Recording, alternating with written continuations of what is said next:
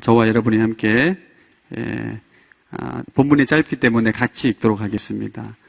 시작. 그러나 이제 그리스도 예수 안에 있는 사람들은 정죄를 받지 않습니다. 이는 그리스도 예수 안에 있는 생명의 성령의 법이 죄와 죽음의 법에서 여러분을 해방했기 때문입니다.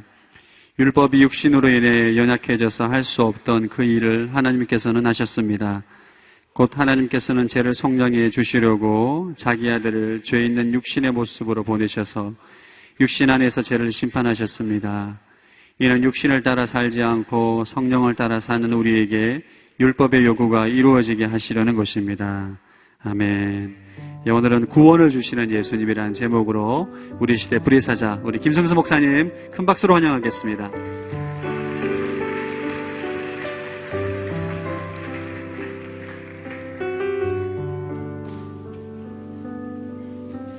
할렐루야. 우리 살아계신 하나님께 다시 한번 감사와 찬양의 박수를 올려드리시겠습니다. 네, 여러분 잘 오셨습니다. 오늘 비가 내리는 또 바람도 막 세게 불고 궂은 날씨인데요. 이곳에 오신 여러분을 너무 축복합니다. 우리가 하나님을 기대하고 소망하는 마음을 가지고 하나님 앞에 나아갈 때 하나님께서 이 밤에도 그거 놀라우신 은혜를 베풀어 주실 줄 믿습니다. 아멘. 하나님 기대하면 좋겠습니다. 우리 좌우에 있는 분들에게 말씀해 주십시오. 하나님을 기대하십시오. 한 번 더 말씀해 주시겠습니다. 하나님께서 당신을 통해 놀라운 일을 이루실 것입니다. 아멘.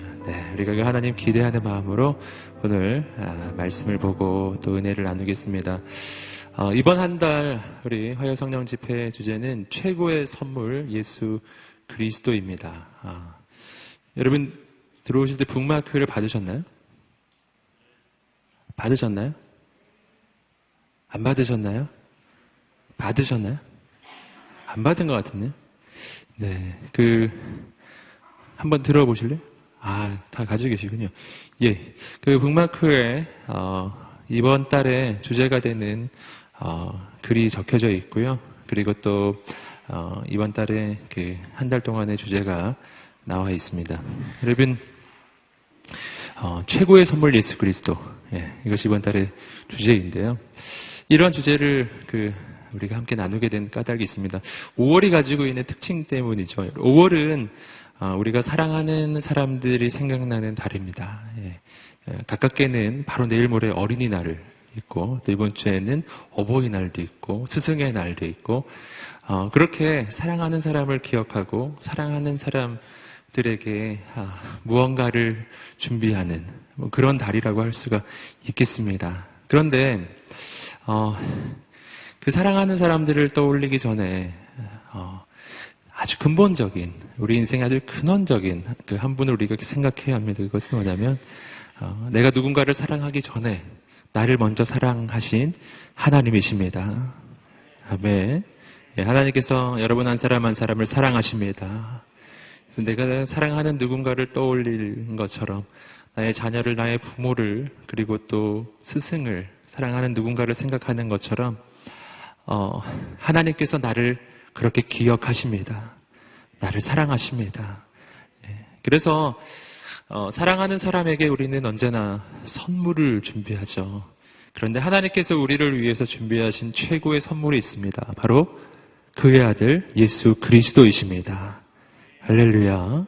여러분, 예수님은 우리의 인생을 향한 최고의 선물입니다. 왜냐하면 먼저 첫 번째로는 예수 그리스도 그 자체가 세상에서 그 어떤 것과도 비교할 수 없는 존재이기 때문입니다. 예수님은 성부, 성자, 성령 삼위일체로 하나님이신 분이십니다. 아멘.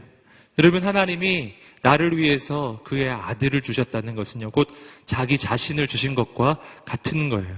하나님이 나에게 주실 수 있는 최고의 것을 우리에게 주신 것입니다. 최고의 것을 주셨을 뿐만 아니라 하나님이 우리 인생 가운데 임하실 때 우리 인생에 최고의 놀라운 축복의 역사가 시작이 되는 것이거든요. 우리가 한 달 동안 바로 그런 것들을 나눌 것입니다. 예수님이 우리 인생에 오실 때 우리 인생에 주어지는 것들이에요. 구원을 주시죠. 성령을 주십니다. 또 우리로 하여금 하나님의 아들이요 딸이 되게 만들어 주십니다. 예수님이 우리 인생에 오시면 우리 인생에는 하나님의 영광이 임합니다. 예수님이 우리 인생에 오시면 놀라운 승리가 옵니다. 예수님 안에 이 모든 것이 다 들어 있습니다. 저는 한 달 동안 바로 그 예수님이 우리에게 주시는 그 축복을 우리가 함께 누리게 되기를 소망합니다. 여러분 하나님을 기대하시기를 바랍니다. 아멘. 하나님 기대하십시오. 우리가 기대하고 소망하는 만큼 그보다 더 놀랍게 하나님이 역사하실 것입니다. 그런 의미에서 그 어떤 본문을 가지고 우리가 함께 은혜를 나눌까 기도하다가 하나님께서 로마서 8장의 말씀을 주셨습니다. 그래서 그 북마크를 보시면 아시겠지만, 여러분 이번 한 달은 5주 동안 이 같은 주제를 가지고 진행해야 되는데, 로마서 8장의 내용입니다. 로마서 8장 강해 설교라고 할 수도 있어요. 그래서 오늘부터 로마서 이 8장 말씀을 보실 텐데, 정말 귀한 시간이 될 것 같습니다. 로마서 8장은 로마서 가운데서도 가장 클라이막스와 같은 장이에요. 이 로마서 8장 안에는 우리 인생을 향한 가장 놀라운 구원의 약속과 선포가 그 안에 들어져 있습니다. 아까 금방 말씀드렸던 그 5가지 구원과 성령과 아들됨과 그리고 영광과 승리의 약속이 이 로마서 8장 안에 들어있거든요. 여러분, 하나님을 기대하시기를 주님으로 축복합니다. 구원의 역사 안에 모든 게 다 들어있다는 거예요. 여러분, 예수 믿고 구원받는다는 것을 우리는 너무 단순하게 생각합니다. 구원받고 그냥 천국 가는 약속을 얻는 것, 여러분 그 정도 이상이라고 하는 것이죠. 천국은 위대하지만 그러나 그 천국은 예수 그리스도를 믿을 때 바로 지금 우리의 삶 속에서 시작하는 것입니다. 할렐루야. 여러분, 그러므로 오늘 이 한 달 우리가 하나님을 기대하는 마음으로 함께 나아가면 좋겠습니다. 로마서 8장의 말씀을 통해서 주님께서 우리에게 주시는 그 최고의 선물을 경험하게 되기를 소망합니다. 아멘. 오늘 우리는 제일 먼저 첫 번째 구원을 주시는 예수님이라고 하는 제목을 가지고 함께 하나님의 말씀을 나눌 것입니다. 여러분, 구원에 대해서 이야기하기에 앞서서 먼저 좀 다루어야 할 것이 있습니다. 그것은 뭐냐면은 율법과 죄입니다. 내가 구원에 대해서 이야기를 하려면요, 내가 구원이 필요한 존재라는 것을 일단 알아야 되거든요. 그래서 로마서 8장도 보시면은요, 로마서 8장 앞에 7장이 있는 거죠.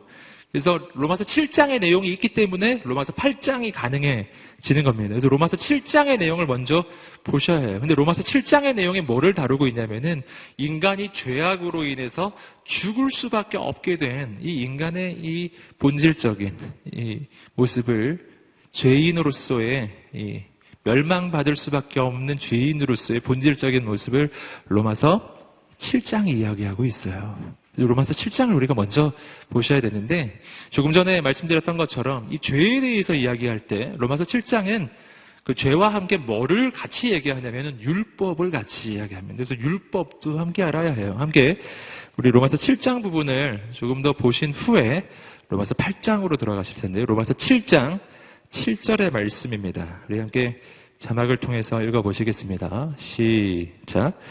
그러면 우리가 무슨 말을 하겠습니까? 결코 그럴 수 없습니다.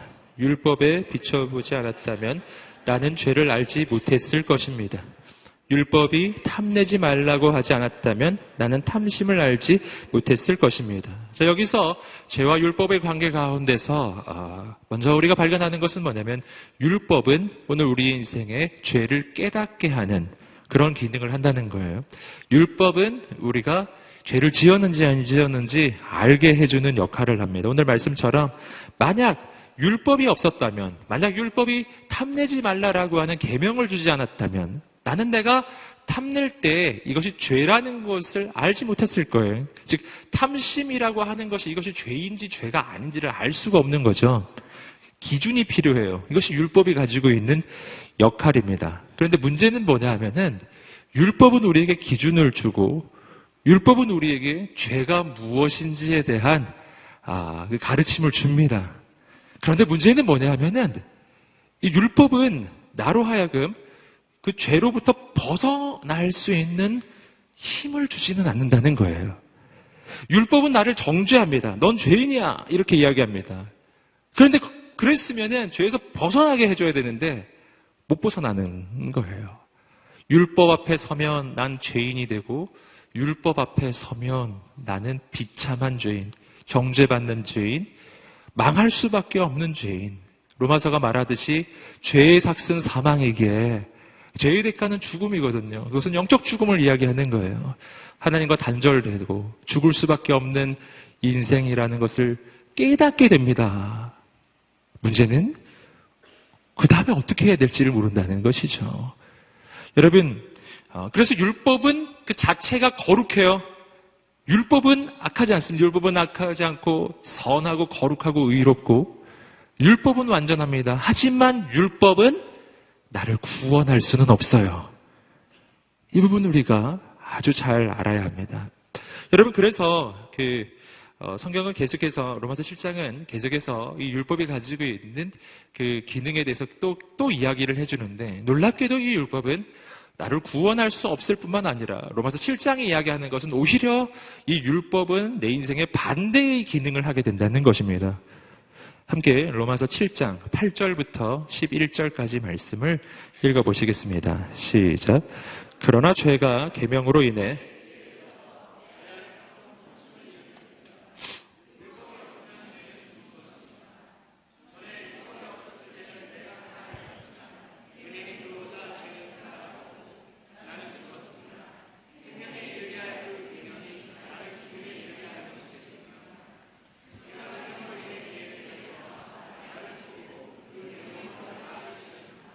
그렇죠. 이 말씀을 보시면은 우리가 금방 읽어서는요 잘 이해가 되지 않는 말이 나와요. 어떻게 이야기합니까? 먼저 8절을 보시면 죄가 계명으로 인해 기회를 타서 내 안에 각종 탐심을 일으켰습니다. 자막을 한번 보여주시겠습니다. 8절 말씀을 다시 한번 보여주세요. 그러나 죄가 계명으로 인해 기회를 타서 내 안에 각종 탐심을 일으켰습니다. 참 신기하죠? 여러분, 죄가 계명을 통해서 나로 하여금 오히려 탐심을 일으켰다라고 나오고 있죠. 여러분, 율법은 거룩한데 어떻게 이런 일이 일어나는 것이죠? 그런데 말이죠. 여러분, 이런 일이 일어난다는 거예요. 여러분, 이것은 율법이 가지고 있는 정죄의 기능 때문에 일어나는 현상입니다. 율법은 거룩하지만 여러분 또 다른 실체가 있어요. 율법 외에 또 다른 실체가 있는데 죄라고 하는 실체를 오늘 로마서 7장은 이야기합니다. 여러분, 이것을 조금 더 알기 쉽게 이해하자면 악한 마귀의 세력이 있어요. 그 악한 마귀의 세력이 율법을 이용하는 거예요. 율법은 죄를 지적하는 기능을 가지고 있다고 했죠? 악한 마귀는 어떻게 하느냐면 악한 마귀는 이 율법을 이용해서 나를 정죄합니다. 율법의 기준을 가지고 나를 정죄해요. 너는 이런 죄를 어겼고 너는 이런 법을 어겼고 그러니 너는 죄인이야. 이렇게 악한 마귀는 나로 하여금 죄인이라고 너는 정죄받은 인생이라고 이렇게 규정을 짓는데 그것을 무엇을 통해서 하냐면 율법을 통해서 한다는 것입니다. 이 부분이 굉장히 중요해요. 우리는 여기서 못 벗어나는 것이죠. 왜냐하면 율법은 너무 분명하니까. 그런데 내가 그렇게 더러운 죄인으로 정죄를 받았을 때 그때 무슨 일이 일어나냐 하면은 나는 그 죄로부터 벗어나게 되는 것이 아니라 그 죄에 더 빠져든다는 것입니다. 더 빠져들어요. 정죄받으면 그 죄에 더 빠져들어요. 이것이 오늘 말씀이 이야기하는 겁니다. 죄가 계명으로 인해 기회를 타서 내 안에 각종 탐심을 일으켰습니다. 죄는 율법을 통해 나를 정죄합니다. 난 정죄를 받으면 내가 죄인인 걸 알게 되는데 죄인인 걸 알게 되면 죄로부터 이제 벗어나야지라고 생각하는 게 아니라 더 깊이, 더 강하게, 더 강도 깊게, 더 깊게 그 죄에 계속해서 빠져들어가요. 여러분, 이런 경험 혹시 해보셨나요? 내가 지금 죄를 짓고 있다는 걸 난 알아요. 나는 이 죄를 짓고 있고 이거 하나님 기뻐하시지 않는 거 너무 잘 알아요.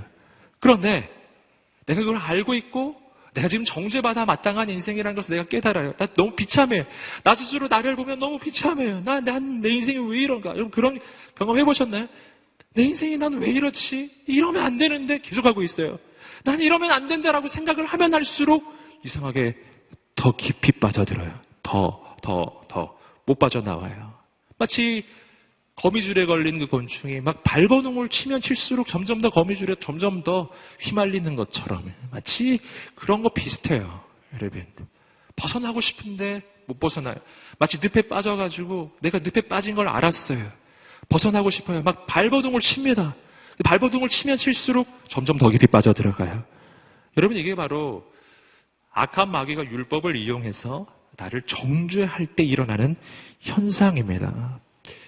여러분 이것은 또 다른 예를 들어보면 이런 현상하고 비슷해요. 내가 깨끗한 옷을 입고 바깥에 나갔습니다. 마치 오늘 같은 날씨, 비바람이 막 치는 날씨에 깨끗한 옷을 입고 밖에 나갔어요. 흙탕물이 막 튀는 거죠. 처음에 발걸음을 몇 방울 발걸음을 내디딜 때 물방울이 흙탕물이 막 조금씩 튑니다. 그럼 난 조심하겠죠? 옷이 깨끗하니까. 굉장히 조심할 거예요. 그러나 오늘처럼 이렇게 비바람이 막 몰아치고 막 다 젖어버리고 막 흙탕물이 막 튀기 시작하고 내 옷은 더러워졌어요. 이러면 어떻게 될까요? 모르겠다. 이렇게 되는 거 이미 버렸는데 뭐요. 막 다니기 시작할 거예요. 아무렇게나 다니기 시작해요. 여러분 바로 그런 현상이에요. 정죄는 나를 죄인으로 규정합니다. 죄인으로 규정을 받으면 죄에서 벗어나지 않고 그 죄에 더 빠져들어요. 여러분 죄인이니까요. 여러분 죄인은 죄를 짓습니다. 나를 죄인으로 규정을 해놓고서 나더러 의를 행하라고 하면은 그거 굉장히 곤란한 일이죠. 여러분 그래서 언제나 존재와 행위 가운데 존재가 먼저인데요. 이 정죄가 어떤 역할을 하냐 하면은 나를 죄인이라는 존재로 규정을 지어요. 넌 죄인이야. 여러분 그럼 어떻게 죄에서 빠져나갈까요? 여러분 정죄는 나를 거룩하게 할 수가 없는 거예요. 나는 죄를 짓습니다. 가슴 아파합니다. 가슴 안 아파하는 건 아니에요. 가슴 아파합니다.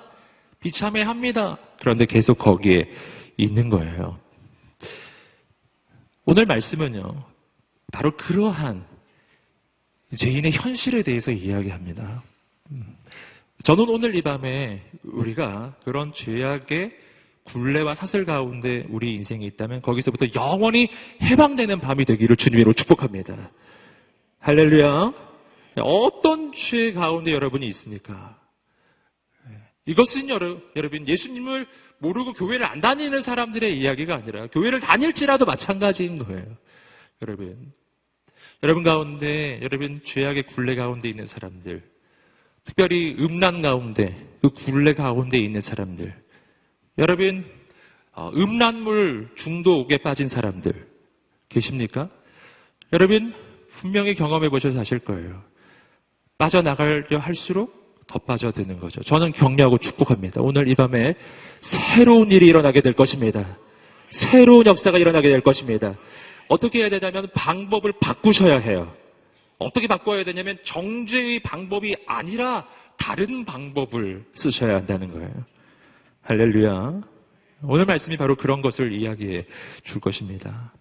여러분 죄악의 권세는 나를 더욱 죄에 빠뜨립니다. 이러한 현상을 로마서 7장 18절부터 20절, 로마서 7장 말씀을 계속해서 보실 텐데 로마서 7장 18절부터 20절까지 말씀은 이렇게 또 계속 이야기합니다. 읽어보겠습니다. 시작.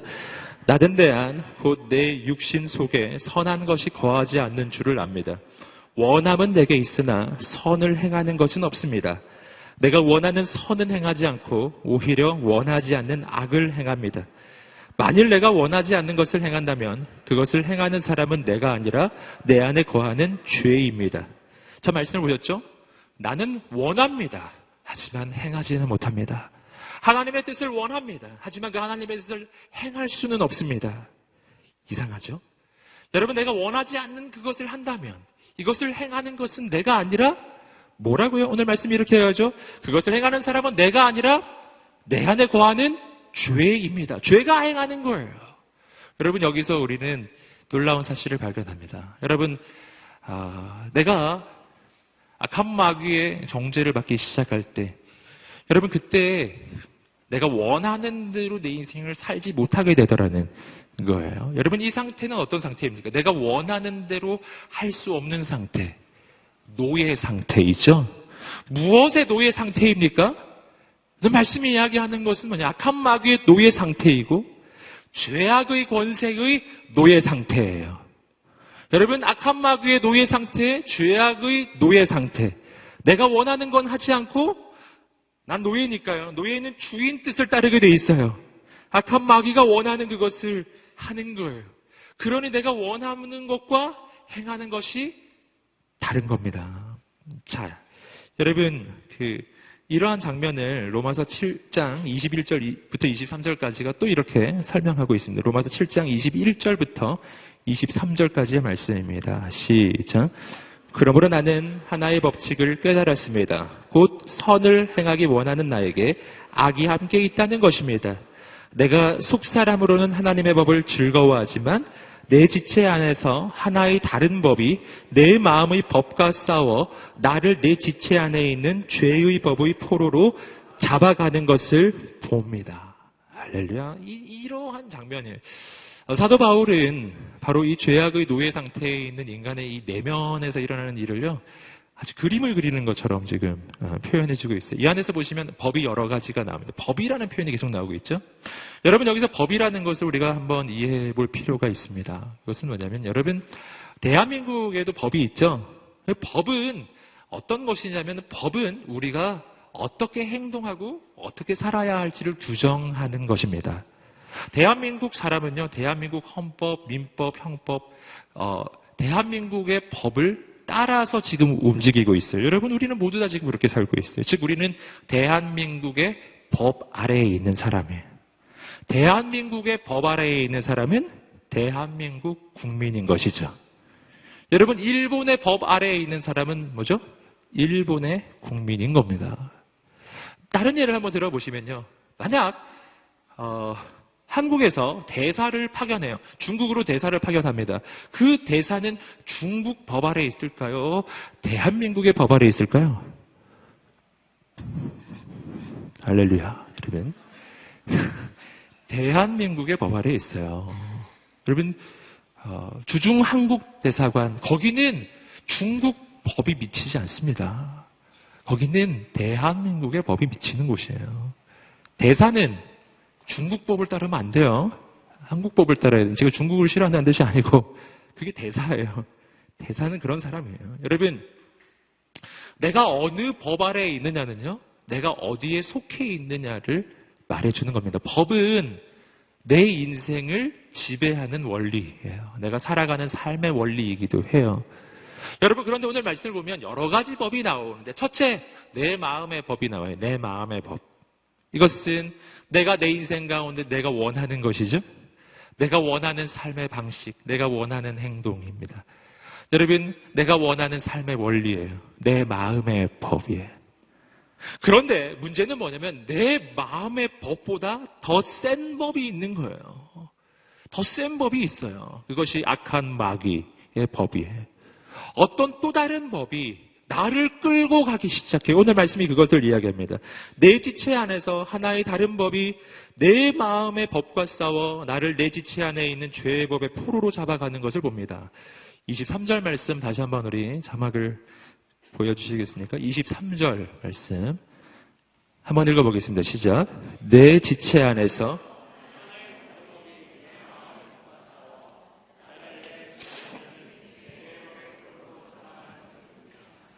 내 안에 어떤 다른 법이 있어서 그것이 내 마음의 법을 사로잡아서 그래서 또 다른 법 어디에 죄의 법 아래로 끌고 가더라는 겁니다. 악한 마귀가 나를 사로잡아서 죄의 법 아래로 끌고 가요. 여러분, 더 센 법 아래로 내가 들어가는 거죠. 여러분, 이것은 무엇을 이야기합니까? 난 내 마음의 법을 따르기를 원하는데 죄의 법을 따르게 된다는 것이죠. 여러분, 죄를 저지르고 싶지 않은데 그 죄의 포로가 되어서 그 죄를 저지를 수밖에 없는 인생이 되었다라는 것입니다. 여러분, 그래서 전에도 우리가 함께 나눈 적이 있지만 죄인의 상태는 결코 자유로운 상태가 아니에요. 여러분, 죄인의 상태는 자유롭게 죄를 짓고 있는 상태가 아니죠? 죄를 안 지을 수 없는 상태가 죄인의 상태예요. 죄를 지을 자유가 있는 것이 아니라 죄를 안 지을 수 있는 자유가 없는 상태가 바로 죄인의 상태라고 하는 것입니다. 기억나시죠? 전에도 한번 예를 들어드렸지만 아주 쉬운 예들, 마약을 하는 사람은 마약을 할 수 있는 자유가 있는 것이 아니라 마약을 안 할 수 있는 자유가 없는 것이죠? 그렇죠? 술을 먹는 사람은 술 마실 자유가 있는 것이 아니라 술을 안 마실 자유가 없는 것입니다. 담배를 피는 사람은 담배를 필 수 있는 자유가 있는 게 아니에요. 담배를 안 피는 선택을 할 수 있는 자유가 없는 거예요. 도박을 하고 있는 사람은 도박을 할 자유가 있어서 자유롭게 도박을 하는 것이 아니에요. 도박을 안 할 수 있는 자유가 없기 때문에 도박을 안 하는 선택을 할 수 있는 자유가 없기 때문에 안 할 수가 없어서 하는 겁니다. 네. 뭐가 자유인지 우리가 알아야 돼요. 뭐가 자유로운? 여러분 세상 사람을 보면서 그래서 이렇게 생각하지 마세요. 자유로운 인생 이렇게 강남 이렇게 지나가고 신촌 이런 데 지나가면서 자유로운 인생들. 여러분 자유롭게 죄 짓는 게 아니라니까요. 부자유하게 죄 짓는 것입니다. 부자유하게. 죄의 포로된 상태예요. 여러분 이것을 사도 바울은 이렇게 표현했어요. 로마서 7장 24절, 25절 말씀에서 결론적으로 이 죄악에 빠진 인생을 사도 바울은 이렇게 표현합니다. 함께 읽어보겠습니다. 시작.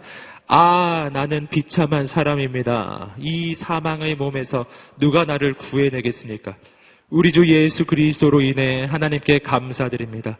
그러므로 나 자신은 마음으로는 하나님의 법을, 육신으로는 죄의 법을 섬기고 있습니다. 난 비참합니다.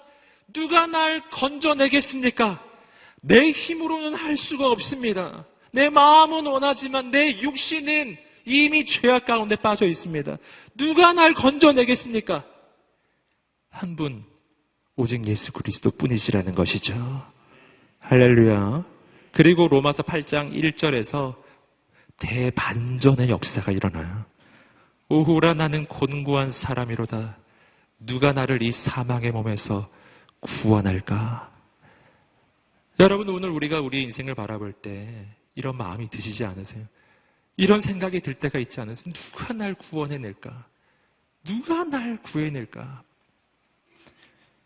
여러분 예수님이 계십니다. 자, 로마서 8장입니다. 로마서 8장 1절은 바로 이러한 죽을 수밖에 없는 처절한 비참한 상황에 처해져 있는 그 인생을 향한 하나님의 구원의 선포예요. 한번 8장 1절 말씀을 읽어보시겠습니다. 시작.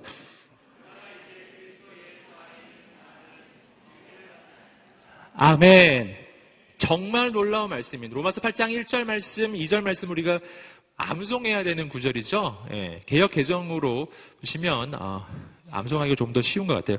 그러므로 이제 그리스도 예수 안에 있는 자에게는 결코 정죄함이 없나니 이는 그리스도 예수 안에 있는 생명의 성령의 법이 죄와 사망의 법에서 너를 해방하였습니다. 아멘. 여러분 이 말씀을 암송하시기 바랍니다. 매일매일 선포하시기 바랍니다. 이 말씀이 바로 로마서 7장에 나오는 죄악의 굴레, 죄악에 포로된 상태에 있는 인생이 해방되는, 영원히 해방되는 하나님의 말씀의 선포이기 때문이에요. 어떻게 그런 죄악의 그 정죄로부터 벗어나는가? 여러분 오늘 말씀을 보시면 다짜고짜 사도 바울은 선포합니다. 뭐라고요? 여러분은 정죄를 받지 않는 인생이 되었습니다. 그냥 이렇게 선포해버려요. 어떻게 있으면? 그리스도 안에 있으면. 여러분이 만약 그리스도 안에 있으면 여러분은 결코 정죄받지 않을 것입니다. 여러분 바로 앞까지만 해도 바로 앞에서 사도 바울은 뭐라고 얘기했나요? 오호라 난 공고한 사람이로다. 누가 날 이 죄악의 몸에서 구해낼까?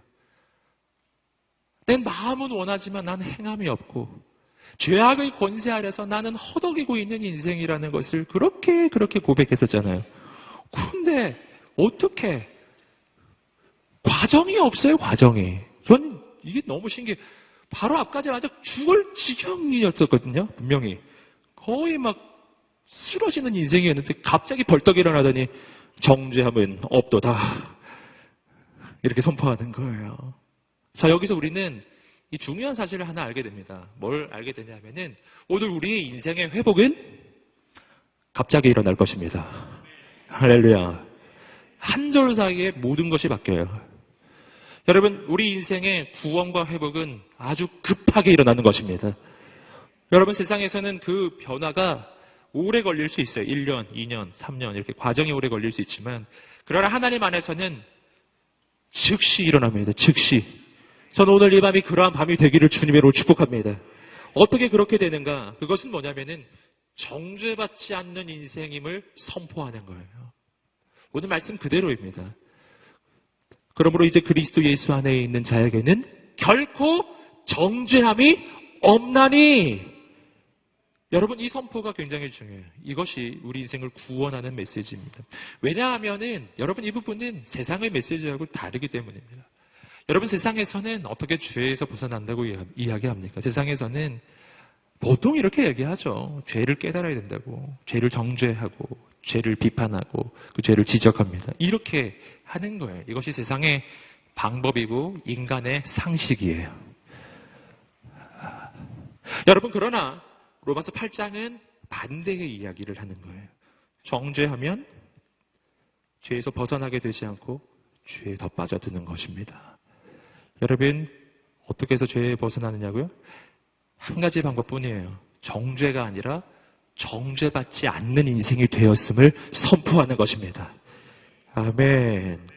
여러분, 정죄받지 않는 인생이 되었다는 것은 무엇을 이야기하는 걸까요? 이것은 우리 인생이 의인이 되었음을 선포하는 것입니다. 당신은 의인이 되었습니다. 할렐루야. 이게 그런 얘기예요. 오늘 로마서 7장과 8장의 흐름은 이런 얘기입니다. 이 8장은 이렇게 선포하는 거예요. 여러분은 이제 예수 안에서 의인이 되었습니다. 그러니 이제부터 의를 행하십시오. 의인이 되었음을 먼저 선포하는 거예요. 존재의 변화를 먼저 선포하는 거예요. 그리고 그렇게 살라고 이야기하는 것입니다. 여러분은 정죄받지 않는 인생이 되었습니다. 정죄를 안 받는 이유는 뭘까요? 내가 예수 안에 있기 때문에. 오늘 말씀은 전제가 딱 하나뿐이에요. 그러므로 누구든지 그리스도 안에 있으면, 그러므로 이제 그리스도 예수 안에 있는 자에게는 결코 정죄함이 없나니. 그리스도 예수 안에 있는 것, 이것이 한 가지 조건입니다. 예수님이 나를 대신해서 내 죄를 짊어지시고 그 죄의 모든 대가를 치르셨습니다. 내가 받아야 될 죄의 심판을 예수님이 다 받으셨습니다. 내가 받아야 될 그 죄에 대한 정죄를 예수님이 대신 다 받으셨습니다. 그래서 그 예수 안에 들어가면요, 내 죄에 대한 심판이 다 이루어졌고 내 죄에 대한 정죄가 다 받아졌기 때문에, 그 죄에 대한 대가를 예수님이 다 치르셨기 때문에, 그 죄에 대한 형벌을 예수님이 다 십자가에서 받으셨기 때문에 끝난 거예요. 여러분, 죄는 대가를 치르면 끝나는 거예요. 내 죄에 대한 대가는 치러졌습니다. 그래서 예수 안에 있으면 정죄가 사라지는 것입니다. 정죄가 사라졌다는 말은 내가 의인이 되었다는 말입니다. 할렐루야. 누구 때문에 의인이 된 것이죠? 아멘. 잘하시네요, 여러분. 누구 때문에 의인이 되었다고요? 아멘. 나의 행위 때문이 아니라 예수님의 십자가 때문입니다. 여러분, 내 행위를 바라보면 난 의롭다고 말하기가 어려워요. 내 행위는 여전히 더럽고 내 행위는 여전히 실수하고 내 행위는 여전히 여러분 죄악 가운데 있습니다. 하지만 그 죄에 대한 대가가 십자가에서 다 치루어졌기 때문에 죄악 속에서도 나는 정죄받지 않는 인생이라고 나는 선포할 수가 있게 되는 것입니다. 여러분, 예수님을 바라보시기를 주님의 이름으로 축복합니다. 아멘. 할렐루야. 아멘. 나의 인생이 바뀌었습니다. 이것을 먼저 선포해주고 있어요. 오늘 말씀은 그것을 선포하는 겁니다. 죄인이 애를 써서 의를 행하면 의인이 되리라. 이렇게 만약 말한다면 이것이 복음일까요? 이건 복음이 아니에요. 죄인은 아무리 애를 써도 의를 행할 수 없어요. 아까 보셨던 로마서 7장의 이야기예요. 죄인은 죽었다 깨나면 할 수 있을 수도 있는데, 네, 그건 거듭남이니까요. 근데 죄인이 죽었다 깨나지 않는 이상, 죄인인 상태에서 아무리 애를 써도 하는 건 전부 죄예요. 전부 죄악이에요. 전부 다. 여러분, 그러니까 그런 걸 율법주의라고 하는 겁니다. 율법주의는 죄인더러 이렇게 말하는 거예요. 죄인이 여기 있어요. 죄인들이 이렇게 말해요. 너 죄인인데 오늘부터 한 가지씩 착한 일을 하고 계속해서 착한 일을 해봐. 평생 애를 쓰면 아마 착한 인생이 될 거야. 착한 일을 해, 착한 인생이 될 거야. 이렇게 말하는 게 율법주의예요. 자기의 의로, 자기의 노력으로 자기의 인생에 의를 행하려고 하는 것. 실패합니다. 왜 실패하냐면은 존재가 의롭지 않기 때문이에요. 존재가 죄인이기 때문이에요. 존재가 바뀌지 않으면 절대로 의는 이루어지지가 않습니다. 여러분, 그래서 하나님이 해주신 일이 예수님을 통해서 내 행위를 바꿔주신 게 아니라 내 존재를 바꿔주신 것입니다. 존재를 먼저 바꿔주신 거예요. 넌 더 이상 죄인이 아니란다. 넌 의인이야. 그러니 이제부턴 의를 행하여라. 아멘. 죄인은 죄를 행하고 의인은 의를 행하는 거예요. 할렐루야. 예수님이 나를 바꾸어 주셨습니다. 여러분, 그래서 오늘 우리의 인생은요, 어떻게 해야 되냐면은, 나의 가장 깊은 죄악의 이 현장 속에서 오늘 내가 실수했어요. 오늘 난 넘어졌어요. 저지르지 않아야 할 죄를 저지른 거예요. 그때입니다. 그때 어떻게 해야 되는지 아세요? 그때 나를 정죄하면 안 돼요. 그때 내가 나 자신을 정죄하면 그 죄에서 못 빠져나옵니다. 절대로 못 빠져나옵니다. 이걸 꼭 기억하세요. 나를 정죄하면 죄에서 못 빠져나와요. 정죄는 나를 얽어매는 사슬이에요. 죄의 법 아래로 나를 끌고 가는 겁니다. 여러분, 그 순간 뭐를 해야 되냐 하면 정죄하지 않고 내 인생은 정죄받지 않는 인생이 되었음을 선포하는 것입니다. 아멘. 그래서 여러분, 가장 깊은 이 죄악의 현장에서 이렇게 선포하셔야 돼요. 함께 한번 말해볼까요? 나는 오늘 실수했고 나는 오늘 넘어졌지만 그래도 나는 의롭다. 나는 정죄받지 않는 인생이 되었기 때문에 나는 의로운 인생이다. 나의 행위 때문이 아니라 예수님 때문에 나는 지금도 의로운 하나님의 아들이다. 하나님의 딸이다. 나를 정죄하는 악한 마귀는 떠나갈지어다. 아멘. 그렇게 선포하셔야 돼요. 그리고 나서 똘치고 일어나십시오. 일어나십시오. 누구든지 그리스도 안에 있으면 새로운 피조물이라. 새로운 피조물이라. 이전 것은 지나갔으니 보라 새 것이 되었도다. 선포하세요. 그리고 그 자리를 털고 일어나십시오. 그리고 영원히 새로운 삶을 살아가기 시작하세요. 아멘. 어떤 사람은 자기를 정죄하는 걸 회개로 착각하는 사람이 있어요. 자기를 계속 정죄해요. 난 죽어야 돼. 난 망해. 난 죽어야 돼. 나 같은 인생. 이러면서 스스로 또 위안을 해. 그래, 내가 지금 회개하는 거야. 이렇게. 막 눈물을 흘려요. 막 고통스러워요. 그렇지. 이렇게 하는 게 회개지. 또 스스로 생각하죠. 근데 놀라운 일이 일어나요. 그렇게 막 눈물을 흘렸는데 또 해요. 그 다음날 되면 또 해요. 또 해요. 여러분, 이 악순환을 멈추셔야 합니다. 착각에서 벗어나야 해요. 정죄는 회개가 아니에요. 정죄는 나를 얽어매는 쇠사슬이에요. 그 쇠사슬이 끊어져야 해요. 여러분, 예수님의 십자가에서 끊어집니다. 이제 이 바보 같은 소리처럼 들릴지 모르겠지만 내가 하나님 앞에서 의로움을 선포하셔야 합니다. 내가 하나님 앞에서 의로운 자라고 고백하셔야 돼요. 그 순간 이 마귀의 이 올무가 풀려지기 시작해요. 신기한 일이 일어나기 시작합니다. 나를 정죄할 때는 할 수 없었던 일을 내가 하나님의 은혜와 자비와 하나님의 구원을 선포하고 내가 하나님의 아들이라고 고백하고 난 하나님의 딸이야. 그래도 난 하나님의 딸이야. 난 그래도 하나님의 아들이야.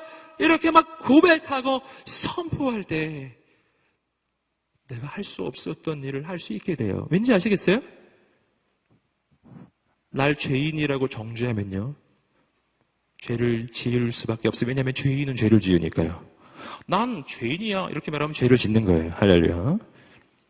그러나 예수 안에서 내가 의롭게 되었음을 선포해 보세요.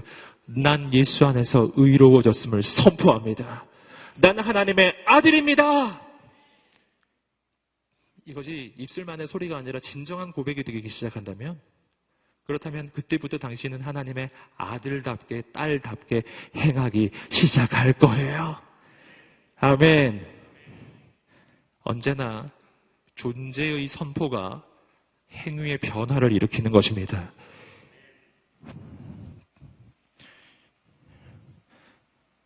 이런 걸 한번 생각해 보세요. 여러분, 초등학교 학생은 초등학교에서 수업을 받고 열심히 공부를 합니다. 그렇죠? 자, 존재라는 게 있고 행위라는 게 있어요. 초등학교에서 공부하는 것이 행위이고 초등학교 학생이 된다는 것이 존재이죠. 이 둘 중에 어느 쪽이 먼저인지 아시겠어요? 존재가 먼저입니다. 가령 예를 들어서 중학생이 갑자기 초등학교 가서 막 공부하기 시작해요. 매일 아침 초등학교에 가서 초등학교 학생들 등교할 때 같이 등교해가지고 저 반 끝에 앉아서 계속 공부하고 있어요. 초등학교 학생하고 똑같이 수업하고 똑같이 숙제도 하고 공부도 하지만 그가 초등학교 학생이 되나요? 행위를 한다고 해서 존재가 바뀌는 게 아니라는 겁니다. 여러분, 초등학교 학생이 되어야 그때부터 초등학교 학생처럼 살게 되기 시작하는 것이지 초등학교 학생처럼 산다고 해서 초등학교 학생이 되는 게 아니에요. 또 다른 예를 들어보면 아시겠지만 저에게는 아들이 있습니다. 여러분, 그런데 만약 예를 들어서 저 옆집 애가 어느 날 우리 집에 와서 막 살기 시작해요. 꼭 우리 아들처럼 아침에 일어나서 막 밥 먹고 우리 아들 옷 입고 예, 나더러 막 용돈 달라 그러고 막 어린이날 선물 사달라 그러고 마치 아들처럼 막 행동하기 시작해. 그럼 그가 나의 아들이 되나요? 그가 아무리 애를 써도 나의 아들이 안 돼요. 저는 그 아이를 향해서 정말 안타까운 마음을 품을 거예요. 그리고 그의 본래 집으로 돌려보낼 겁니다. 여러분, 행위가 존재를 만들지 않아요. 존재가 바뀌어야 행위가 바뀌는 것입니다. 마찬가지거든요. 여러분, 하나님의 아들이 돼야만 하나님의 아들처럼 살게 되는 겁니다. 너가 하나님의 아들처럼 살아야 하나님의 아들이 되지. 이건 거짓말이에요. 이건 거짓 복음이에요. 이건 거짓 진리입니다. 진리는 언제나 존재가 먼저 바뀌는 거예요. 예수 그리스도 안에서 우리가 새로운 피조물이 되는 겁니다. 그래야 난 하나님의 아들로서 딸로서 살기 시작하는 것입니다. 여러분, 율법주의는 내 행위를 먼저 바꾸라고 이야기해요. 하지만 복음은 우리의 인생의 존재가 바뀌었다고 선포해 주는 겁니다. 내가 죄 가운데 있어도 부족해도 실수해도 연약해도 넌 하나님의 아들이야 라고 선포해 주는 겁니다. 아멘. 존재의 변화가 삶을 변화시켜요. 할렐루야. 마귀는 언제나 내 행위를 먼저 지적해요. 넌 이렇게 사니까 넌 하나님의 아들일 리가 없어. 이렇게 얘기하는 겁니다. 마귀는 언제나 내 행위를 먼저 지적하는 거예요. 여러분, 그러나 하나님은 그렇게 하지 않으세요. 하나님은 먼저 나의 존재를 선포해 줍니다. 넌 나의 아들이야. 아멘. 탕자의 아버지가 그 아들이 돌아왔을 때 이렇게 말했죠. 사랑하는 아들아, 넌 나의 아들이란다. 네가 일꾼이라니 말도 안 돼. 넌 나의 아들이야. 아멘. 여러분, 존재의 변화를 하나님은 먼저 말해주시는 거예요. 여러분, 그 존재의 변화는 나의 행위에 달려있는 것이 아니라 하나님의 사랑에 달려있는 것입니다. 하나님이 날 그렇게 봐주시는 거예요.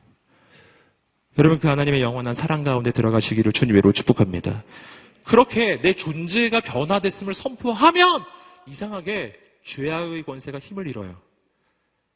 나를 다스리던 이 죄악의 파워가 약해져요. 막 힘이 빠져버려요. 무슨 종이 호랑이처럼 힘이 빠져버려요.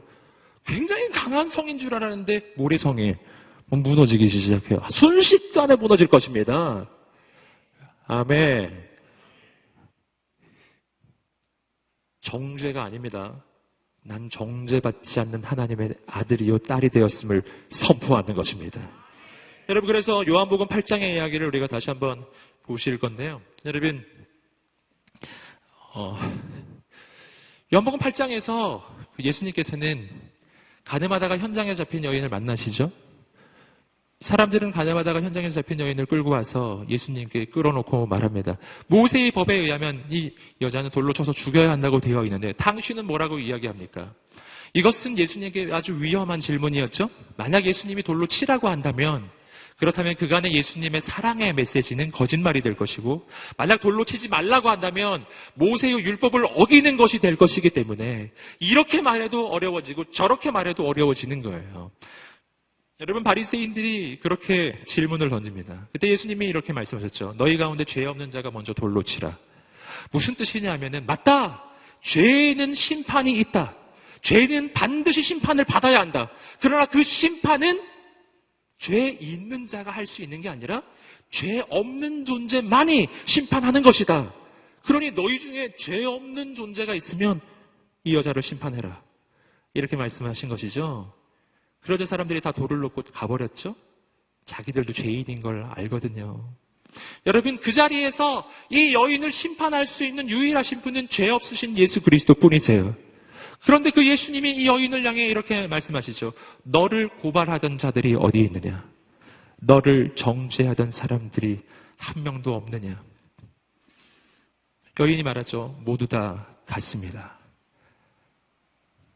여러분, 당신을 정죄하던 자들은 어디에 있습니까? 당신을 고발하던 자들은 어디에 있습니까? 여러분, 밤낮 하나님 앞에서 나를 참수하는 존재가 있어요. 악한 마귀예요. 그게 성경이 말하는 겁니다. 마귀는 참소하는 것이 그의 인생의 본질이에요. 정죄는 마귀의 본질이라고요. 마귀는 밤낮 내 인생을 참수합니다. 예수님이 물어보시면 너를 정죄하던 자는 어디에 있느냐? 너를 고발하는 자는 어디에 있느냐? 여러분, 선포하십시오. 다 떠나갔습니다. 아무도 없습니다. 할렐루야! 없습니다. 왠지 아세요? 심판은 하나님만 하시는 것이기 때문이에요.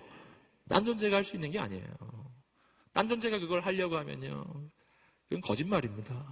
여러분, 예수님이 그리고 이렇게 말씀해 주셨죠. 요한복음 8장 11절 말씀, 요한복음 8장 11절 말씀 함께 읽어보시겠습니다. 시작. 여인이 대답했습니다. 선생님 없습니다.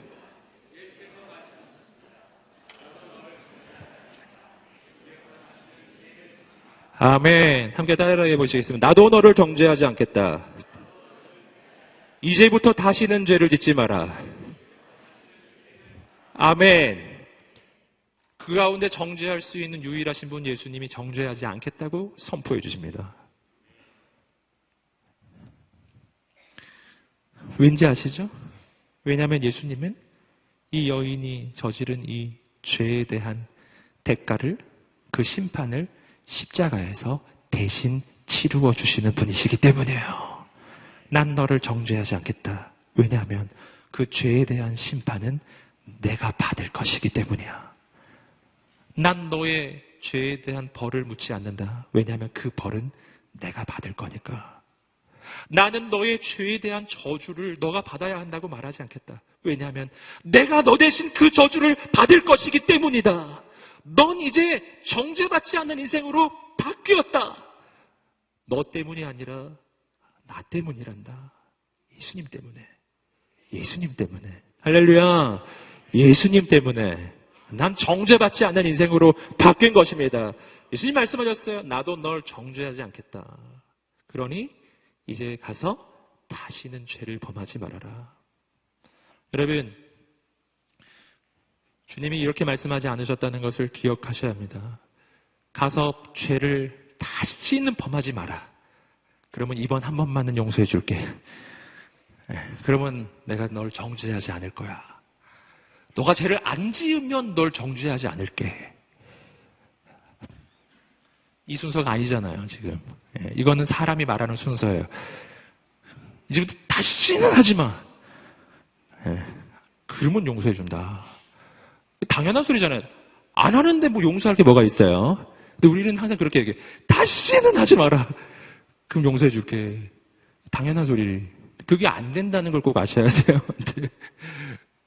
주님은 그 순서를 뒤집어서 말씀해 주시는 것이죠. 너는 아직 죄인이지만, 여러분 이 여자는 지금 죄인이에요. 가늠하다 현장에서 잡혔어요. 현장범이라고요. 이 여인은 아직 거룩하게 삶을 산 적이 없어요. 아마 지금 옷도 제대로 못 입고 있을 겁니다. 현장에서 잡혔기 때문에 아주 그냥 비참한 모습이었을 거예요. 단 한 번도 그는 거룩에 대한 증거를 보인 적이 없어요.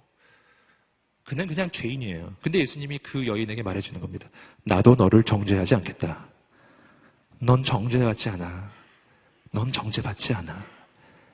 너는 죄인이지만 넌 정죄받지 않을 거야. 넌 지금 죄 가운데 있는 더러운 여인이라고 사람들이 이야기하지만 난 너를 향해 다르게 말해주겠다. 넌 하나님의 사랑받는 딸이란다. 넌 하나님 앞에서 의로운 자란다. 넌 하나님 앞에서 존귀한 자란다. 왜냐하면 너 자신 때문이 아니라 너를 위해 죽는 예수 그리스도 때문에 너의 죄의 모든 대가를 예수님이 치를 것이기 때문에 넌 존귀한 자야. 넌 존귀한 자야. 넌 존귀한 자니까 이제부터 그렇게 살지 마라. 넌 그렇게 살 사람이 아니야. 넌 그런 사람이 아니야. 이렇게 하나님, 주님 말씀해 주고 계신 거예요. 놀랍지 않아요? 그래서 이 여인은 그 죄를 떠날 수 있게 되는 겁니다. 여러분, 정죄가 나를 죄에서 떠나게 하는 것이 아니라 은혜가 나를 죄에서 떠나게 하는 것입니다. 여러분, 오늘 그 주님의 음성을 듣게 되기를 소망합니다.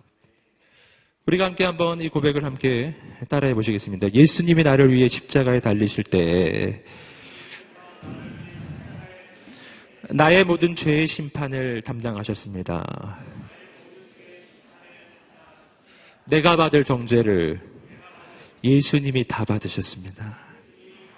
예수님 안에서 더 이상 정죄는 없습니다. 나는 의인이 되었습니다. 나는 하나님의 아들, 딸이 되었습니다. 나는 더 이상 죄의 포로가 아닙니다.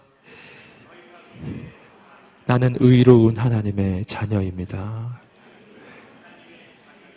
아멘. 여러분, 여러분의 인생은 바뀌었습니다. 바뀌었습니다. 그래서 이젠 다르게 살 수 있는 거예요. 함께 로마서 8장 2절 말씀을 계속해서 읽어보시겠습니다. 시작. 이는 그리스도 예수 안에 있는 생명의 성령의 법이 죄와 죽음의 법에서 여러분을 해방했기 때문입니다. 여러분, 그리스도 예수 안에 있는 생명의 성령의 법이 뭐로부터? 죄와 죽음의 법에서 여러분을 해방했기 때문입니다. 두 가지의 법이 나옵니다. 그리스도 예수 안에서 오늘 나의 인생이 정죄받지 않는 인생에 이르는 까닭에 대해서 오늘 1절과 2절이 설명하고 있는 거예요. 1절은 예수님이 내 대신 십자가에 달려 죽으셨기 때문이고요. 두 번째는 성령에 대한 이야기가 나옵니다. 그리스도 예수 안에 있으면 생명의 성령의 법이 나를 죄와 사망의 법으로부터 해방시키기 때문입니다. 자, 여기서 우리는 이 법에 대한 해석에 따라서 두 가지의 메시지를 여기서 발견할 수가 있습니다. 첫 번째, 이 법의 해석을 파워, 권세로 우리가 이해를 할 때입니다. 그러면 이렇게 돼요. 오늘 내가 죄인인 상태는요, 죄와 사망의 권세 아래에 있어요. 죄와 사망의 파워, 그 파워 밑에 내가 있는 거예요. 그래서 나는 원하지 않지만 이 죄와 사망의 권세가 나를 끌고 다니는 겁니다. 지금 이 죄인의 상태. 어떻게 해방되죠? 더 강력한 파워가 오는 것이죠. 더 강력한 능력이 오는 거예요. 죄와 사망의 권세보다 더 강력한 능력, 생명의 성령의 파워, 성령의 권능이 임하는 것입니다. 여러분, 그러면 죄와 사망의 권세로부터 나를 건져낼 것입니다. 아멘. 여러분, 이것이 우리의 인생에 더 이상 죄가 끊어지고 우리 인생에 하나님의 나라가 시작되는 이유예요. 성령이 오셨기 때문입니다. 여러분, 두 번째, 이 법을 조금 다르게 한번 해석해 볼 수 있습니다. 죄와 사망의 법에서 이 법은 율법으로 이해할 수 있어요. 왜냐하면 아까 앞에서 보셨던 것처럼 율법 자체는 선하고 거룩하고 의롭습니다. 하지만 문제는 이 율법이 날 구원하지 못해요. 이 율법은 나를 정죄하는 기능을 한다고 말씀드렸죠. 여러분, 율법은 나의 죄를 지적합니다. 그래서 율법 앞에 서면 나는 죄인인 걸 깨닫고 그 율법 앞에 서면 나는 죄의 대가를 치러야 하는 죄인이 되니까요. 죄의 대가는 죽음이죠. 그러므로 이 법이 본래는 하나님의 법인데 이 법의 결과가 죄와 사망으로 이어져요. 그래서 이 법은 죄와 사망의 법이라고 할 수 있어요. 율법 앞에 서면 난 죽을 수밖에 없는 죄인이기 때문입니다. 여러분, 그래서 이 죄인의 상태는 뭐냐면요, 죄와 사망의 법 아래에 있는 상태라고 할 수 있습니다. 죄와 사망의 법 아래에 있는 인생. 여러분, 율법주의의 신앙생활, 율법의 지배 아래에 있는 신앙생활을 이렇게 표현해 볼 수 있습니다. 근데 오늘 말씀이 새로운 법을 이야기하고 있어요. 죄와 사망의 법이 아닌 성령의 법이 우리 인생에 오는 겁니다. 여러분, 성령의 법이 우리 인생에 온다는 것은 뭐를 얘기할까요? 이것은 성령님이 내 인생에 새로운 법이 되어주신다는 겁니다. 여러분, 이 법은 달라요. 율법은 여러분, 내가 그걸 지키지 못하면 나는 죽을 수밖에 없는 어떤 기준을 제시하는 법이라고 할 수 있어요. 하지만 성령의 법은 달라요. 여러분, 성령의 법은 그 하나님의 법대로 나를 살 수 있게 만드는 하나님의 능력이에요. 아멘. 율법이 지배 아래에 있는 인생과 성령의 법 아래에 있는 인생이 완전히 다르거든요. 성령님이 우리 인생 가운데 오시면 다른 일이 일어나기 시작해요. 내 마음에 하나님의 뜻을 따르고자 하는 욕망, 열망이 생겨나기 시작하고 그 하나님의 법을 따를 수 있는 능력도 하나님이 부어주십니다. 그래서 그 하나님의 길을 가게 해주시는 거예요. 여러분, 그래서 성령의 인도하심 가운데 있는 인생이 여러분 율법의 지배 아래에 있는 인생보다 더 거룩한 것입니다. 아멘. 여러분, 오늘 말씀은 계속해서 그 부분을 이렇게 계속 설명하고 있습니다. 우리 3절 말씀을 함께 읽어보시겠습니다. 3절입니다. 시작. 율법이 육신으로 인해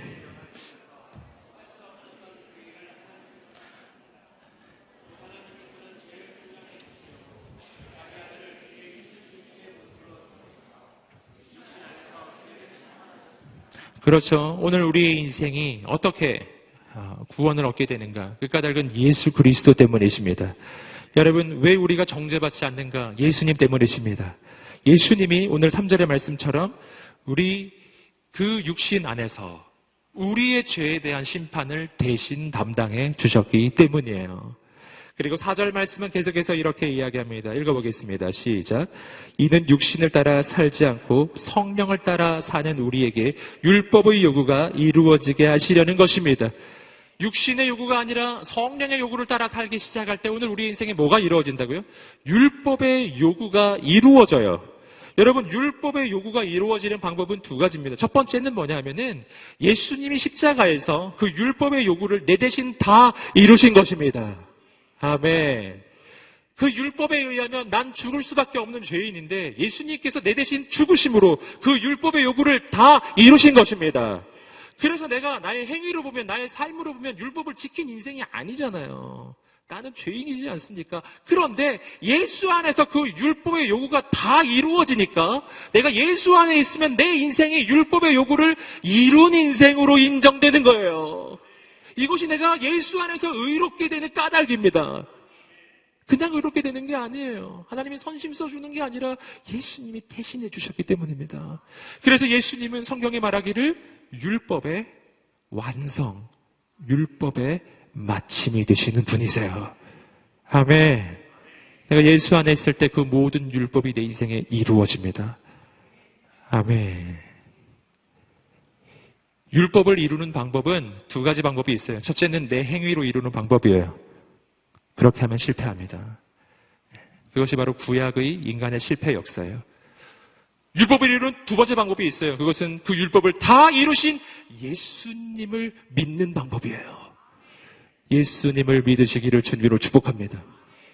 율법의 요구가 다 이루어지는 또 한 가지 이유는 오늘 말씀 이야기하는 것처럼 성령의 뜻을 따라 살 때, 성령님의 그 인도하심을 따라 살기 시작할 때 내 인생에 율법의 요구가 이루어지기 시작해요. 왜냐하면 율법주의 신앙에서는 무서워서 하나님의 뜻을 선택하지만 성령의 지배 아래서는 성령님이 내 마음에 거룩한 열망을 주시거든요. 하나님의 뜻을 이루고 싶은 마음을 주시고 그 뜻을 이룰 수 있는 능력을 주십니다. 그래서 내 인생에 하나님의 법이 이루어지기 시작해요. 나는 정죄받지 않는 인생이 돼요. 하나님의 법을 이루었기 때문에 정죄받지 않는 것이 아니라 정죄받지 않기 때문에 내 인생 가운데 하나님의 법이 이루어집니다. 할렐루야. 이걸 구원이라고 하는 것입니다. 나는 정죄받지 않는 인생이 되었고 나는 죄의 사함을 받았고 나는 대가 치르지 않고 아무런 공로 없이 하나님 앞에서 의로운 자로 인정을 받습니다. 나는 하나님의 아들이 되었습니다. 나는 하나님의 딸이 되었습니다. 내 인생에는 하나님의 축복이 시작됩니다. 하나님의 아들에게는 하나님의 모든 것이 그의 인생 가운데 쏟아부어지기 시작해요. 할렐루야. 우리 인생의 구원이 시작되는 것입니다. 이 모든 것이요 예수님 안에서 시작하는 것입니다.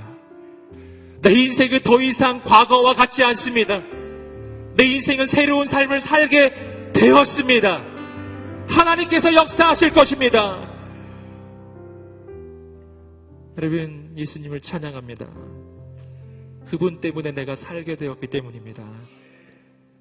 그분 때문에, 예수님 때문에 나의 인생의 가장 더러운 순간, 가장 죄악된 순간, 가장 비참한 순간에도 나는 다시 일어날 수 있습니다. 나도 너를 정죄하지 아니하노니 딸아, 사랑하는 딸아, 나도 너를 정죄하지 아니하노니 이제 가서 다시는 죄를 범하지 말아라. 넌 그럴 사람이 아니니까. 넌 존귀하니까. 넌 존귀하니까. 여러분, 그 주님의 음성을 듣게 되기를 소망합니다. 나는 예수님 때문에 구원을 얻었습니다. 할렐루야. 우리 주님께 감사의 박수를 올려드리겠습니다. 주님을 찬양합니다. 나는 정죄받지 않은 인생이 되었던 분. 할렐루야. 우리 인생은 영원히 바뀌게 됩니다. 아멘. 저주는 지나갔습니다. 하나님의 축복이 시작됩니다. 아멘. 정죄는 지나갔습니다. 나는 하나님 앞에서 의로운 자가 되었습니다. 나는 바뀝니다. 난 지금 바뀔 수 있는 거예요. 할렐루야. 여러분, 그 주님의 그 은혜 가운데 사시기를 주님으로 축복합니다. 마귀의 정죄의 소리를 듣지 마세요. 나를 위해 십자가에 달려 죽으신 예수님을 바라보세요. 오늘 이 시간에 우리가 예수님을 기억하며 우리가 앞에 찬양했었던 찬양 가운데 마지막 찬양을 다시 한번 찬양하면 좋겠습니다. 주 예수밖에는. 함께 찬양하겠습니다. 주 예수보다 더 귀한 것은 없네. 주 예수보다 더 귀한 것은 없네. 이 세상 부귀와 바꿀 수 없네. 영축을 내 대신 돌아가신 놀라운 사랑 놀라운 사랑 잊지 못 함께 자리에서 일어나 찬양하겠습니다. 즐거움 다 버리고 세상 사랑만 어렵네 주 예수보다 더 귀한 것은 없네 예수 가게는 한 번 더 찬양하겠습니다. 주 예수보다 더 주 예수보다 더 귀한 것은 없네 이 세상 부귀와 바꿀 수 없네 영축을 내 대신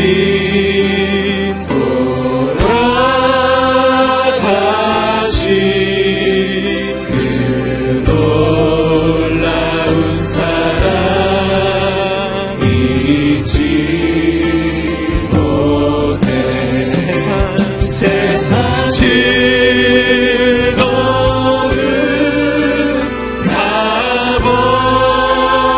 버리고 세상 사랑과 어렵네 주 예수보다 더 귀한 것은 없네 예수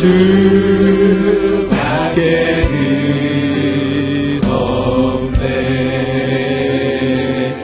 우리 함께 기도하며 저 앞에 나갈 때 살아계신 하나님 예수님밖에 없습니다. 예수만이 나의 구원의 유일한 길이 되시고 예수만이 나의 의로움의 이유입니다. 오직 예수로만 나는 살아나고 오직 예수로만 나의 인생은 새로워집니다. 예수님을 향한 그 믿음으로만 살게 하여 주시옵소서.